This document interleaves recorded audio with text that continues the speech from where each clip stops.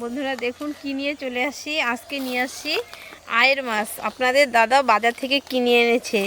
আজকে আপনাদের সামনে পোস্ত দিয়ে এই আয়ের মাছ রান্না করে আমি দেখাবো। আপনারা দেখবেন ভিডিওটা কেমন হচ্ছে।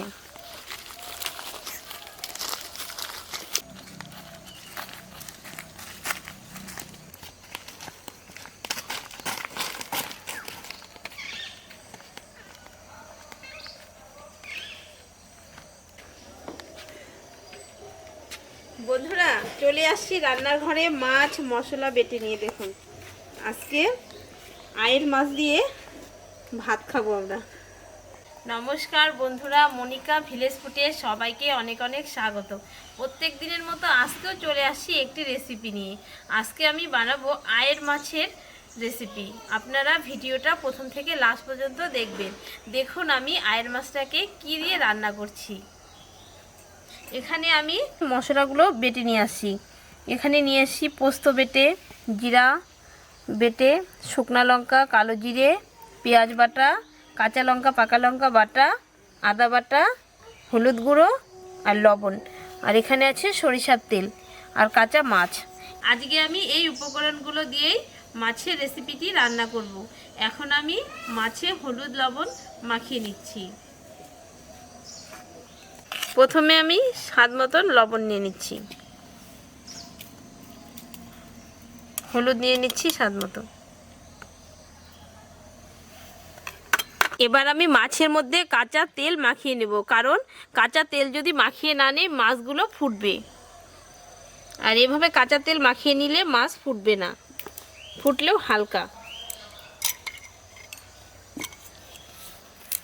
ভালো করে হাত দিয়ে মাছগুলোকে এভাবে মাখিয়ে নেব। সবগুলো মাছের গায়ে তেল হলুদ লবণ ভালো করে মাখিয়ে নেব। বন্ধুরা আয়ের মাছ খেতে খুবই ভালো লাগে। পোস্ত দিয়ে বেশি ভালো, সবজি দিয়েও ভালো লাগে, কিন্তু পোস্তটা দিয়ে খুবই ভালো লাগে। এবার উনুনটাকে ধরিয়ে নিচ্ছি।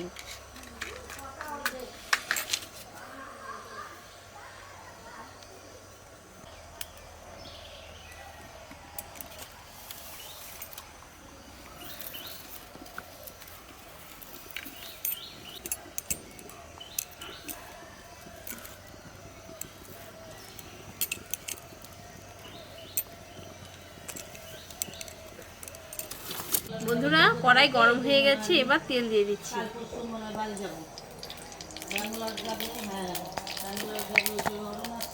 তেলটা গরম হয়ে গেছে, এবার আমি মাছগুলোকে ভেজে নিচ্ছি।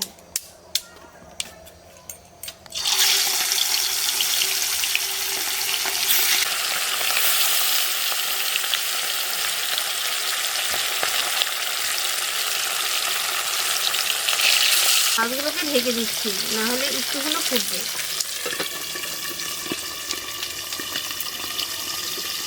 এবার ঢাকনাটা উঠিয়ে দেখছি মাছগুলো কেমন হয়েছে। দেখছেন বন্ধুরা, কাঁচা তেল মাখিয়ে নিলে মাছগুলো সেরকম ফোটে না।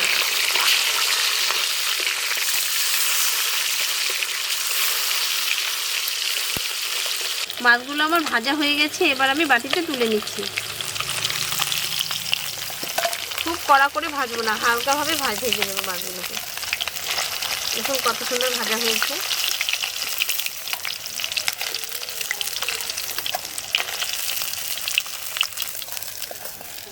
এবার বাদবাকি মাছগুলো ভেজে নিচ্ছি। বন্ধুরা মাছগুলো আমার ভাজা হয়ে গেছে। এই তেলের মধ্যে কালো জিরে আর শুকনো লঙ্কা ফোড়ন দিয়ে দিচ্ছি।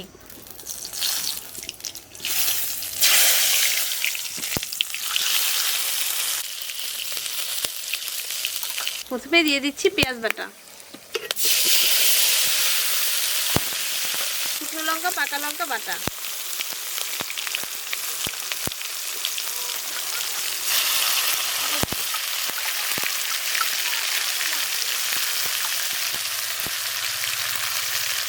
দিয়ে দিচ্ছি জিরে বাটা, আদা বাটা,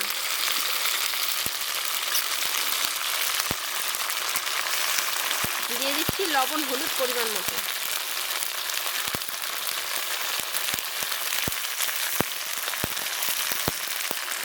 এবার ভালো মতো একটু কষিয়ে নিয়ে পোস্ত বাটাটা দিয়ে দেব।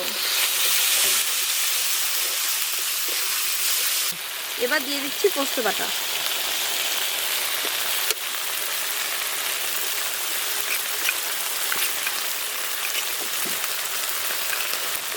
এবার সব উপকরণগুলো দিয়ে ভালো করে এভাবে কষিয়ে নিচ্ছি।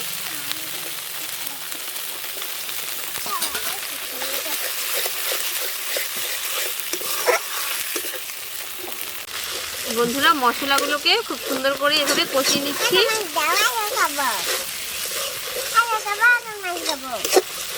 দেখুন আমার মেয়ে মাছ খেতে চলে আসে। তুমি কি ছোচা মাছ খেতে চলে আসছো? মশলাটা কষানো হয়ে গেছে, দেখুন তেল ছেড়ে দিয়েছে। এবার আমি জল দিয়ে দেব। এবার জল দিয়ে দিচ্ছি।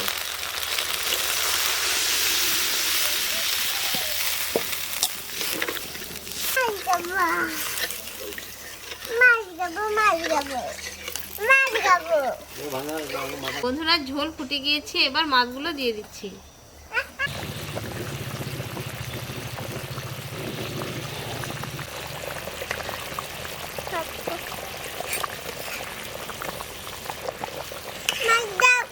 এবার একটু ঢাকনা দিয়ে ঢেকে দিচ্ছি।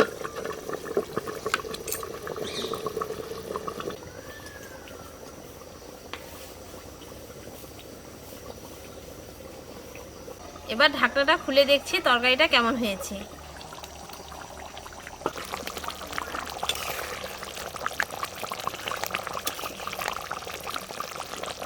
তরকারিটা হয়ে গেছে, এবার আমি মাছের ঝোলটা নামিয়ে দিচ্ছি।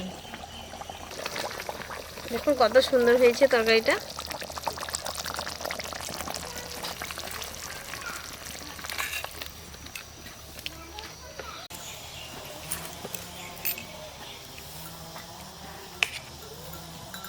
বন্ধুরা আপনাদের এই রেসিপিটি যদি ভালো লাগে তবে লাইক শেয়ার ও কমেন্ট করবেন, আর নতুন নতুন ভিডিও পেতে চ্যানেলটিকে সাবস্ক্রাইব করে দেবেন।